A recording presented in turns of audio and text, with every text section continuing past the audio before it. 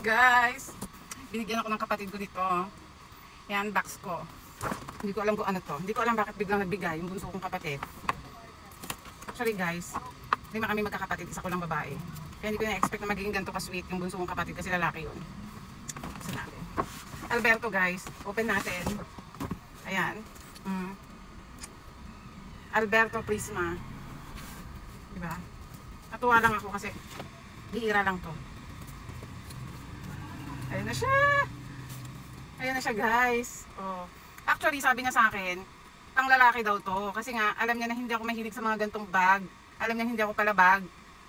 So nakita ko kasi yung bag niya na ganito rin Alberto pero ibang style. Sabi ko, ang ganda naman yan. Sabi ko, ang ganda pala ng Alberto na panlalaki. So sinabi ko lang sa kanya yun. So hindi ko naman ina-expect na bibilhan niya ako.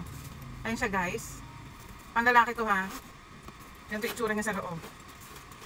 Oh. Ayan. Ito yung pinaka-strap niya. Ayan siya guys. Panlalaki talaga. Hindi siya masyadong maraming bulsa-bulsa sa loob. Ayan.